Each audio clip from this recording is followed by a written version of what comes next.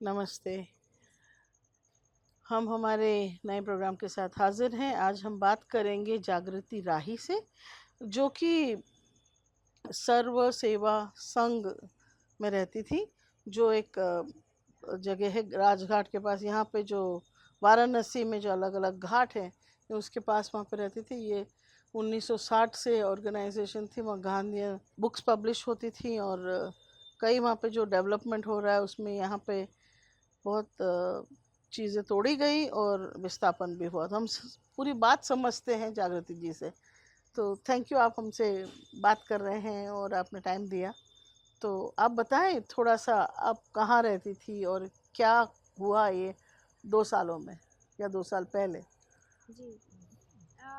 मैं जिस संस्था में रहती थी वो गांधी जी की हत्या के बाद इस देश में जब तमाम बड़े जो नेता थे उसमें राजेंद्र प्रसाद जी जो राष्ट्रपति थे पहले, या प्रधानमंत्री जवाहरलाल नेहरू और विनोबा भावे और ऐसे तमाम जो लोग थे वो वर्धा में सेवाग्राम में बैठे और उन लोगों ने कहा कि अब बापू के जाने के बाद क्या इस काम को, उनके काम को आगे कैसे बढ़ाया जाए। और फिर ये हुआ कि चूंकि गांधी जी ये चाहते थे कि सरकार में जिनको जाना था वो गए, सरकार चलेगा, लेकिन समाज में बदलाव का जो एक काम, समाज में जो बेहतर तरीके से लोगों को बनाने का काम करना है वो लोक सेवकों को करना चाहिए। तो जी। वो गांव-गांव में काम करने के लिए जो लोक सेवकों की और तमाम ऑर्गेनाइजेशन, गांधी ने जो रचनात्मक काम दिए, 18 हम्म। रचनात्मक काम, उन सब पे काम करने के लिए संस्थाएं बनाई और उन सब का विलय और उनका एक संघ बना जिसको सर्व सेवा संघ बोलते हैं। हम्म। तो ये उस दौर में रजिस्टर हुई संस्था है और देश के सबसे पुरानी संस्थाओं में से एक, रेपुटेड संस्थाओं में से रही, जिसमें जितने सर्वोदय के गांधी विचार के बड़े से बड़े नेता रहे सब उसमें तमाम लोग रहे हैं।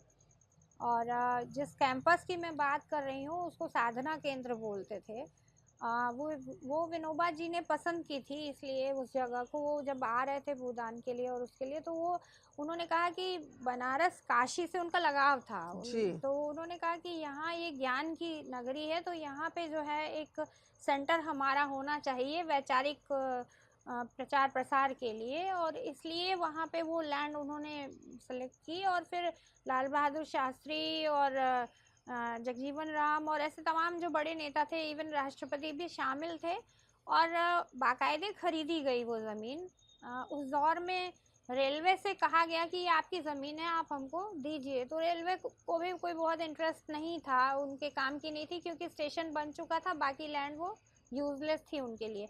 तो उन्होंने कहा कि ठीक है, तो ये ज़मीन खरीदी गई। और उस दौर में 60 से लेके 64 के दौर में 2-3 बार में खरीदी गई और बाकायदे उसका ट्रेजरी में चालान जमा करके ज़मीन खरीदी गई। फिर उस पर चंदा लेके पूरे देश भर के, चूँकि उसमें विनोबा थे, बाद में 64 के बाद उसमें जेपी इन्वॉल्व हुए, जो गांधी विद्या संस्थान, जो रिसर्च इंस्टीट्यूट बनाया गया वो जयप्रकाश नारायण द्वारा बनाया गया। तो उसका उसका एक अलग पर्पस था, उसका ये था कि रिसर्च और सामाजिक आंदोलनों के बीच लिंक का काम करेंगे। तो इसलिए वहाँ पे गांधी विद्या संस्थान बनाया, उसमें शुमाकर जैसे लोग आके वहाँ रिसर्च कर रहे थे और काफ़ी देश के सबसे रिप्यूटेड रिसर्च इंस्टीट्यूशंस में था। आईसीएसएसआर से बाद में उसको फंडिंग मिली जनता पार्टी की, जब गवर्नमेंट आई जेपी आंदोलन के बाद। तो इस तरह से वो परिसर एक बहुत रिच बौद्धिक संपदा का जगह था। दूसरा ये कि वहाँ से सामाजिक कार्यकर्ता तमाम प्रशिक्षण लेते थे, ट्रेनिंग्स वगैरह चलती थी, आंदोलनों का काम चलता था, लोगों को लगातार जो है बालवाड़ी चलती थी, मेस चलता था, बहुत सारी गतिविधियाँ सामाजिक जो भी रचनात्मक होती, गौशाला हुआ करती थी। तो इस तरह का केंद्र था एक, जो देश भर में नहीं दुनिया भर में जाना जाता था, लोग आते जाते थे। इस सरकार के पहले वाजपेयी गवर्नमेंट के टाइम से ही, जब मुरली मनोहर जोशी मानव संसाधन मंत्री थे, गांधी विद्या संस्थान पे कब्जा करने की कोशिशें चालू हो और उस पे मुकदमा, लड़ाई 15-16 साल से चल रहा था, जो थोड़ा छोटा सा केस है ना। इंटरप्ट करती हूँ। जी। आप वहाँ पे कैसे रहती थी और क्या अभी आपका रोल है। जी, मैं, मेरे तो तीसरी पीढ़ी हूँ मैं। मेरे दादाजी स्वतंत्रता सेनानी थे, मेरे नाना जी भी स्वतंत्रता सेनानी थे, और जब ये संस्था बनी तो मेरे पिताजी और दादाजी सब उसमें इन्वॉल्व थे। तो दादा भी वहीं रहे, पापा भी वहीं रहे, और मेरी जो शादी हुई तो मेरा जो परिवार था, मैं जिस परिवार से जुड़ी, वो आचार्य राममूर्ति जो इस देश की शिक्षा नीति बनाने वाले व्यक्ति हैं, सब जानते हैं आचार्य राममूर्ति को। मैं उस परिवार में गई तो वो भी वहीं रहते थे। तो मैं दोनों साइड से मैं वहीं रही। मैं मतलब मेरा 71 में मेरा जन्म है और मेरी माँ गुजरात से थी। गुजरात की सामाजिक कार्यकर्ता काफ़ी वो अच्छी, वो भी एक्टिविस्ट रहीं। तो वो गुजरात से थी और लेकिन वो भी यहीं रही। तो मैं पैदा हुई तब से मैं वहीं रह रही थी और मेरे बच्चे भी वहीं हुए। सब कुछ वही था। मतलब हम लोगों के लिए ये था कि गांव से या घर से या हमारा जो एक सोशल जो सो कॉल्ड दायरा होता है कास्ट से या फैमिली से, वो नहीं था। वही हमारा कल्चरल फैमिली जो है वही था। और वो संस्था में या आश्रम कहिए उसको, तो हम वहीं रह रहे थे इस तरह से। ओके, जी। ठीक है। तो फिर आप बताएं आगे क्या हुआ इसमें। तो वो जब उस दौर में गांधी विद्या संस्थान पे हमले चालू हुए और आरएसएस बेसिकली उसके पीछे मुख्य शक्ति था कि उनको वो चाहिए था वो जगह, क्योंकि वो गांधी विचार पे रिसर्च का केंद्र, पब्लिकेशन का केंद्र था। तो उसमें लोगों को इंजेक्ट किया गया और फिर बेवजह की जांच और क्रिटिसिज्म जो होता है उस तरह का शुरुआत हुआ। उसमें लीगल केसेस भी हुए। वो वैसे चल रहा था, कई बार उनको खदेड़ा गया, कब्जा जो करके बैठे थे। विवाद जो था वो वही था गांधी विद्या संस्थान को लेके। जो सर्व सेवा संघ का साधना केंद्र का परिसर था उसमें कोई बात नहीं थी। वहाँ पे 15 मई 2023 को ये होता है कि हम लोगों की तरफ, वो बहुत रिच लाइब्रेरी थी। जी। तो कोर्ट केस में हम लोग जीत जाते हैं। ये होता है कि हमको ये दे दीजिए खोलने के लिए। अब यहाँ से सर्व सेवा संघ के लोग ही जाके बोलते हैं कि भाई हमको दे दीजिए, अब हमको चलाने दीजिए इसको। तो हड़बड़ाहट में इन लोगों ने फिर उस पर ऑब्जेक्शन किया और कहा कि नहीं नहीं, ऐसे कैसे हो सकता है, और ये तो हम इंदिरा गांधी कला केंद्र को देंगे। ऐसा जो किसने गवर्नमेंट कहा? यहाँ का डीएम जो कौशल राज शर्मा उस समय था, वो उसने इंटरेस्ट दिखाया। वो कई बार चक्कर काट चुका था वहाँ उस एरिया में, क्योंकि तब तक नमो घाट वाला प्रोजेक्ट आ चुका था और इनको ज़मीनें चाहिए थी। तो ये अगल बगल की ज़मीनों पे, और हमसे भी उन्होंने एक छोटा सा टुकड़ा जो है सड़क किनारे का है, जो उस समय मांग लिया ये कह के कि हमको कुछ सामान रखना है, दे दीजिए। फिर उन्होंने उस पर कब्जा कर लिया था ऑलरेडी। तो उस बीच में फिर गांधी विद्या संस्थान में उन्होंने 15 मई को 2023 को एक एसडीएम को भेज के, बाकायदे जैसे उसके साथ पुलिस भेज के, लेडी थी बेचारी आकांक्षा सिंह, उसको भेज के ताला तोड़वाया। और ताला तोड़वाया तो लोगों ने ऑब्जेक्शन किया कि आप ये क्या कर रहे हैं, आप ये अगर कुछ ऑर्डर हो कहीं से कुछ हो तो नहीं। तो उसका जो विरोध होना शुरू हुआ कि ताला तोड़ के उन्होंने इंदिरा गांधी कला केंद्र को घुसा दिया। इंदिरा गांधी कला केंद्र दिल्ली में है और यहाँ पे उसका किराए पे कोई ऑफिस चलता था। तो उन्होंने राम बहादुर राय जो उसके निदेशक हैं, फिलहाल आरएसएस के ही व्यक्ति हैं, पत्रकार हालांकि खुद को बोलते हैं, लेकिन पुराने पत्रकार भी हैं, लेकिन है वो संघी ही। तो उनको यहाँ उनको चिट्ठी लिखी कौशल राज शर्मा ने, उन्होंने जो है यहाँ पे आकर के एंट्री कराई उनको ताला वाला तोड़वा के, और हम लोग उसके विरोध में धरने पे बैठे। और ये 15 मई के बाद की घटना है। 16-17 मई से धरना चालू हुआ। जब हम लोगों का धरना चालू हुआ, लोग उसमें आने लगे और ये हुआ कि विरोध होने लगा कि ये डीएम ने आउट ऑफ द वे जा कर के किया है। तो उसके बाद इन लोगों ने जल्दी जल्दी में एक डीएम के कोर्ट से ऑर्डर ये लेकर के आए कि ये जो पूरी की पूरी ज़मीन है, बाकी 13 एकड़ की, 12 एकड़ की, ये सब जो है रेलवे की ज़मीन है और आपने गलत तरीके से ये कब्जा कर रखा है। और हम लोगों को जून लास्ट में 27 तारीख को लाके एक नोटिस चिपका दिया, जिसपे किसी का दस्तखत नहीं था, किसी अधिकारी का कोई नाम नहीं था, बस लिख दिया कि अवैध कब्जा है, जल्दी खाली करिए नहीं तो आपको फेंक दिया जाएगा। और 22 जुलाई के दिन अचानक धरना हम लोगों का चल ही रहा था, लोग आ रहे थे। 22 जुलाई के दिन अचानक सुबह 6 बजे 1000 से ज़्यादा फोर्स लगा के हम लोगों के घरों में घुसी ज़बरदस्ती। उनके साथ कुछ शराब पिए हुए लोग भी थे। 6 बजे सुबह घरों के दरवाजे जबरन खोलकर और घुसकर हम लोगों का पूरा सामान निकाल के बाहर फेंक दिया। सारी फैमिलीज के साथ बहुत मिसबिहेव किया। कितनी फैमिलीज थी वहाँ? 40-45 करीब। और सबके साथ, और बहुत ऑफिसेस ज़्यादा थे, ट्रेनिंग सेंटर था तो बड़े बड़े हॉल थे, 12-14 तो कम से कम एक साइड में फ्लैट रहे होंगे, और आप इमेजिन नहीं कर सकते, जैसे आपने बीएचयू अगर कैंपस देखा है तो जी। लगभग वैसा वैसा माहौल था। तो छोटा में ही, लेकिन वही था, वैसे ही बड़ी बड़ी बिल्डिंगें और बहुत खूबसूरत बिल्डिंगें थी। तो तो उन लोगों ने उसके बाद 22 जुलाई को वो खाली करा लिया, कहा 2 घंटे में आप सामान लेके हट जाइए, नहीं तो आपके ऊपर बुलडोजर चला देंगे। मेरा बेटा स्कूल गया हुआ था, 10वीं में उसकी बोर्ड के एग्ज़ाम्स होने वाले थे, और बेटी जो है सोई हुई थी, उसको उठा करके सामान बाहर फेंकना शुरू किया, और हमारा बना हुआ खाना पीना तक उन लोगों ने उठा के फेंक दिया। कोई टाइम नहीं, कुछ नहीं, हम लोग उसके बाद बुरी तरह परेशान। कोई भी क्या कर सकता है, कुछ लोग जो है धरने पे बैठे, उनको गिरफ्तार करके, जो प्रशासन के पदाधिकारी थे रामधीरज जी वगैरह, उनको उठा के जेल भेज दिया। बनारस भर के सामाजिक कार्यकर्ता उस समय वहीं पे आके बैठे थे, सबने मदद की। हम लोगों ने छोटे छोटे गाड़ियां मंगा के जैसे तैसे अपना सामान उठाया, 4-5 गाड़ियों में। अब चूंकि 3 पीढ़ी से रह रहे हैं, किताबें हैं, लाइब्रेरी ही बहुत बड़ी थी घर में भी। मेरे पिताजी दादाजी सब पढ़ने लिखने वाले लोग, संपादक रहे, जितनी भूदान यज्ञ से लेके, और सब प्रभाष जोशी के साथ पापा ने काम किया शुरुआती दौर में, उनके मित्र थे। तो सब किताबें बहुत थी, इंसाइक्लोपीडिया से लेकर के, और गांधी की पूरी 100 खंड की जो किताबें हैं, वो सब बहुत कीमती चीज़ें थी वो किताबें हमारे लिए। वो सब ऐसे फेंक दिया था, तो वो सब उठाया वहाँ से, ले वे के जितना उठ पाया हटाया वहाँ से। 3-4 बजते बजते सब खाली करा दिया और ताला लगा दिया, आपको नहीं जाना है। जितना निकल पाया निकल पाया, जो सामान रह गया रह गया, और लॉक कर दिया उन्होंने और सील कर दिया कैंपस, आपको अंदर नहीं जाना है। और आप कोर्ट के थ्रू नहीं गए, इसमें कोर्ट गए रोका? थे हम लोग, ये सब जब प्रक्रिया शुरू हुई तो तुरंत दौड़ करके गए थे, लोअर कोर्ट में गए, फिर घबराहट में आदमी क्या कर सकता है, फिर हाई कोर्ट भी गए, फिर वहाँ से सुप्रीम कोर्ट तक गए कि आप कम से कम स्टे दे दीजिए हमें। और वो धमकी तो दे ही रहे थे, तो ये कि भाई वहाँ कोई डिमोलिशन या इस तरह की कोई कार्रवाई ना हो, इसके लिए आप हमको सुनिए, हमारे कागज़ देखिए, हमारे पास जो पूरा नक्शा है वो देखिए। आपका अपना, इन्होंने क्या किया, जब केस यहाँ पे डीएम के कोर्ट से खाली हुआ, एसडीएम के कोर्ट से, तो उसके खिलाफ भी कोई चला ना जाए, इसलिए इन्होंने खसरा खदौनी तक चेंज रातों रात करवा दिया था इस लेवल पे। अब लेकिन पुरानी तो है हमारे पास, तो सारा कुछ था डॉक्यूमेंट, तो चैलेंज होता।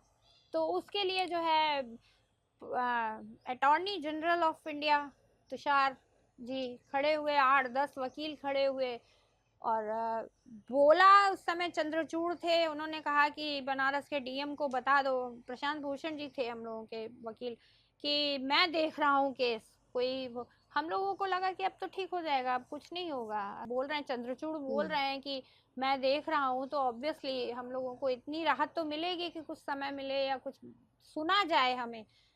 बट नहीं, उन्होंने भी ये ऑर्डर, लास्टली ये निकला कि आप वापस अपने लोअर कोर्ट में जाइए, क्योंकि ज़मीन सिविल का जो ये मामला होता है, ज़मीन का सूट डिसाइड करने का काम सिविल कोर्ट, लोअर कोर्ट जो जिला की कोर्ट है वो करती है।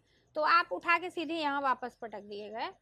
और जब यहाँ डेट हमारी 14, अगले महीने की 14 तारीख डेट पड़ी थी, उसके पहले 22 को खाली करा लिया था, तो भी हम लोग धरने पे थे। फिर हम लोगों का धरना जो जिला मुख्यालय है वहाँ चल रहा था। 10 तारीख को एक बड़ी जनसभा रखी गई, जिसमें मैं ये टिकैत आए थे, और राकेश टिकैत और मेधा पाटेकर, योगेंद्र यादव, ये सारे लोग सब, क्योंकि आने जाने वाले लोग थे वहाँ पे, ये सारे लोग आए थे। 2-3 हज़ार महिलाएं थी बनारस की। तो ये हुआ कि आंदोलन बढ़ेगा इसको लेकर के, और उस दिन वहाँ पे ये घोषणा, नेता लोग हैं वो भी बोल गए कि हम वापस लेंगे अपना कैंपस, ऐसे नहीं छोड़ेंगे, और किसानों को हम जुटाएंगे, ये वो बोल के गए हैं। और उसके अगले दिन बड़ी बड़ी पोकलैंड मशीनें लगा के 10-12 सुबह 6 बजे ही तोड़ना चालू कर दिया, और पूरा कैंपस सुबह 6 बजे से लेके शाम के 6-7 बजे तक, इतनी बड़ी बड़ी बिल्डिंगें सारी बुलडोज कर दी, जो मतलब हम लोगों के इमेजिन के बाहर था। हम लोग भाग के आए, मैं तब किराए पे चली गई थी, मेरे बच्चे दोनों पढ़ते थे बीएचयू में, बेटी और बेटा। तो मैं बीएचयू साइड ही रह रही थी। फिर मैं भाग के वहाँ से आई, जैसे ही फ़ोन गया यहाँ लोगों का कि अरे तोड़ रहे हैं, तो ये तो हम लोग नहीं कल्पना किए थे। ये था कि बंद किया, चलो हमें नहीं जाने देंगे, बचा तो है हमारा, लड़ने के लिए कुछ रहेगा। उन्होंने जब ये किया तो हम लोग बिल्कुल ही इमेजिन नहीं कर पा रहे थे। जब वहाँ पहुँचे 8-10 लोग हम लोग भाग दौड़ के, तो हम लोगों को गिरफ्तार करके ले जाके रख दिया, तो बंद कर दिया हम लोगों को। और उसके बाद पूरा दिन भर में तोड़ दिया उसको बुरी तरह से। और और केस का क्या हुआ? केस कुछ नहीं, सुनवाई होती नहीं है। अब ये लोग इस केस में ये गए कि इनको सुना ही ना जाए।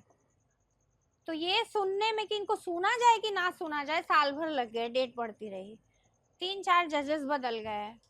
और उसके बाद अभी ये हो रहा है कि अच्छा, कोई किसी ने जज ने कहा कि नहीं हम सुनेंगे, तो फिर टाइम मांग रहे हैं कि अभी हमारे पास हमको डॉक्यूमेंट। अरे भाई, जब आपको मालूम है कि फर्जी है और विनोबा जी और राजेंद्र प्रसाद से लेके और सब फर्जी थे और सबने जो किया सब फर्जीवाड़ा था, तो आप आओ ना कोर्ट में बात करने के लिए। पर कैसा कुछ है नहीं, सुनते नहीं है, वो डेट पड़ती रहती है। अभी निर्माण भी शुरू कर दिया है, वहाँ जाके कंस्ट्रक्शन भी शुरू, उसके लिए भी स्टे के लिए भी गए, पर कोई सुनवाई होती नहीं है केसेस में। इस तरह के आप देख ही रही हैं, लोग 5-5 साल से फर्जी केसेस में जेल में पड़े हैं। तो हम लोगों के साथ भी वही हुआ है। और उसके पहले 15 मई को जिस दिन ऑर्डर आया ना, मैं बता रही थी कि वहाँ कब्जा किया, एक और काम किया कि जीटी रोड के अब दूसरी साइड मस्जिद है, और पूरा वो वक्त कोर्ट की हमको लगता है ज़मीन रही होगी। मस्जिद के आसपास एक पूरी 400-500 मतलब हैंड टू माउथ रहने वाले बेचारे लेबर क्लास के लोगों की बस्ती थी, उसको भी पूरा बुलडोज कर दिया। क्या क्या क्या? उनको बुलडोज कर दिया पूरा, उनका भी पूरा का पूरा वो जो बस्ती थी उसको बिल्कुल तोड़ के ख़त्म कर दिया। और उनको तो उनका भी वैसे ही फेंक दिया, उनका सारा सामान उठा करके कि आप अवैध हैं, जाइए। ओके, तो आपको क्या लग रहा है यहाँ पे क्या हो रहा है? मतलब किस वास्ते ने जमीन ले ली है? वो ज़मीन बहुत कीमती है, वो बहुत ज़्यादा कीमती है। अगर मैं उस प्रॉपर्टी जो वो और उसकी ज़मीन की जो रेट है यहाँ पे, बहुत मिनिमम रेट भी, अगर बनारस की सामान्य ज़मीनें भी अभी 25 लाख रुपए कट्ठा जिसको बोलते हैं हम लोग, 1260 स्क्वायर फीट, उस दाम से भी अगर जोड़ने जाऊँ ना, तो उसकी ज़मीन और मकानों की कीमत 2000 करोड़ की होगी। ओके। हाँ, तो अब वो अडानी मॉडल है, लोग बता रहे हैं, ऐसा पता नहीं कि शायद वो ऐसे ही लोगों को बेचा जाएगा। अभी राजेश दयाल समथिंग कोई नाम लिया जा रहा है, जिनको 7 स्टार होटल बनाने के लिए दिया गया, इस टाइप का। आप ये से समझिए कि उसका दरवाज़ा, खिड़की और जो बड़ा बड़ा बिल्डिंग का वो निकला था, केवल उसको ही 14-15 करोड़ में सुना कि ठेका दिया था उठाने के लिए। पैसा है और कुछ नहीं, वो उनके लिए वो ज़मीन है, उसकी कीमत है, बाकी किसी चीज़ की कोई कीमत नहीं है।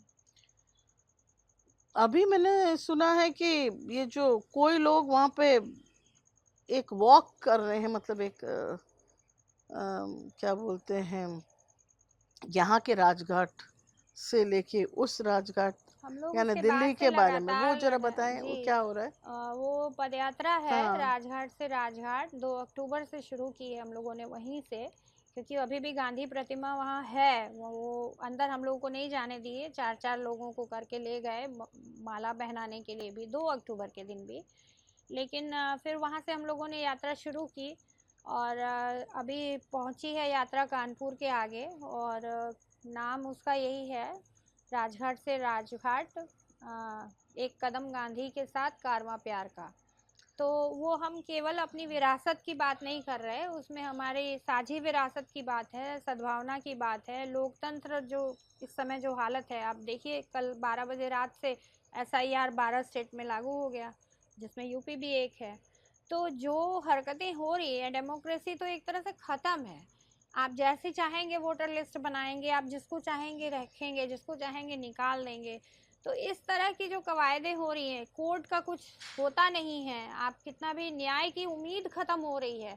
तो ये जो कंडीशन है, ये 70 साल में कभी नहीं हुआ हिंदुस्तान में, वो सब हो रहा है।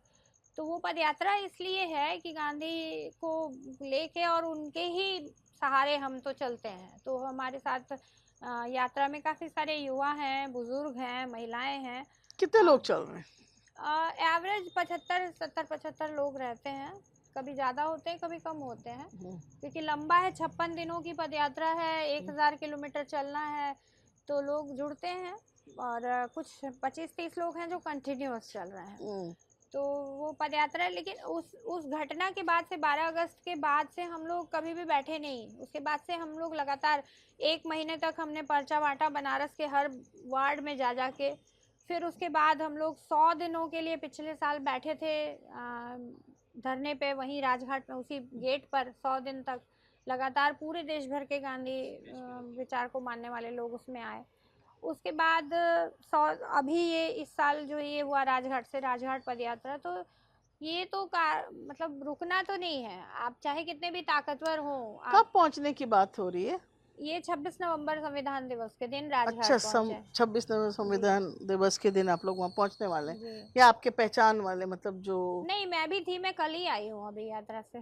अच्छा, आप भी हाँ यात्रा में थी और अब जी, वापस भी होंगी? मैं वापस फिर जाऊंगी अभी।